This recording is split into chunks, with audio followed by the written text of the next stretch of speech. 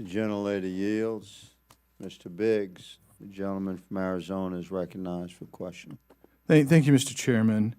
And so much of what I just heard is untrue. But what I would say, too, is, when you cast aspersions about the Inspector General Kafari, I wonder, did you read the report that he submitted for this? Did you read the report that we're discussing today? I did. No, I know you did. I wonder about the people who are telling lies about you, whether they did. And then they say, we can't believe a thing you said. Well, everything you said undermines what I think everybody on this committee should be worried about, and that is this horrible scourge of trying to find these kids who brought in and let in. I get just absolutely mind blown by people making these assertions.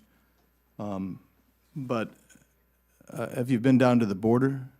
I've been down to the border many times. I know you have, Mr. Kafari. I have as well. And have you brought people to the border? Have you interviewed people that are in detention? Have you interviewed children who come across without parents?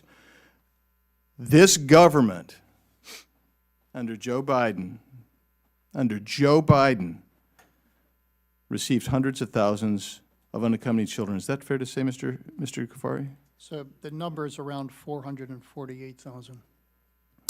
And of those, do we know where all those 448,000 unaccompanied children are?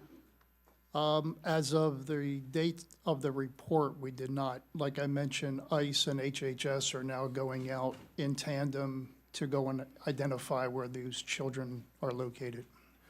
Are you familiar with the case in Orlando, Florida, where 22 children at one time or another were placed with a strip club? That's a new one. Yeah. Well, that happened.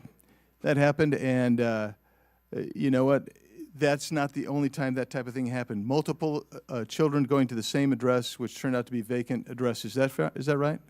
That's correct. There was one instance where our audit team, and I have some of those senior members here with me today, went physically out to look at addresses. There was one address where 35 unaccompanied alien children were designated to be, and it was a non-existing address.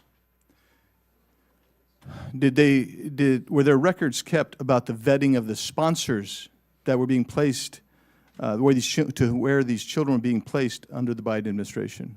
The change in the MOU between HHS and DHS in the summer of '21 removed the requirement for DHS to do the vetting. That vetting then fell on HHS to do, but it was only for the adult sponsor, not for all the individuals in the home.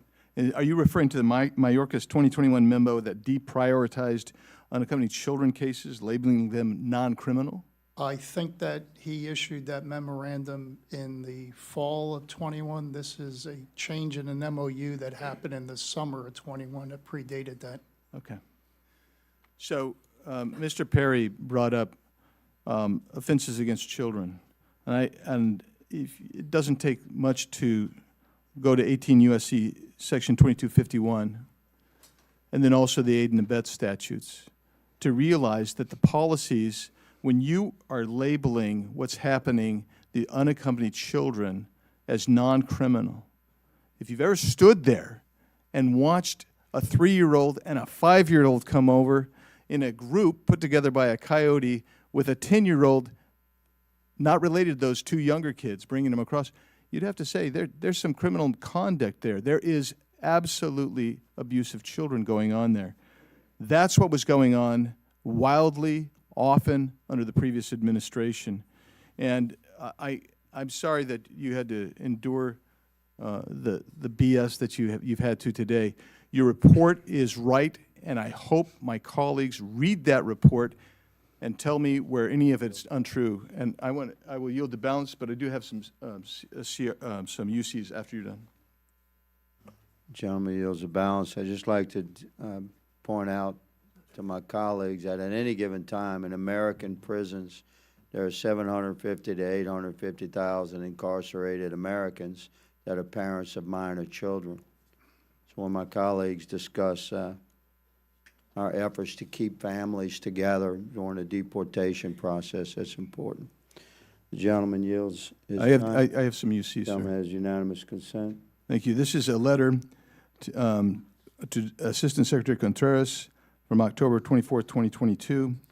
Another one, July 15th, 2022, to Secretary Mayorkas and Secretary Becerra, signed by many members of Congress. Another to Secretary Becerra, dated September 10th, 2021.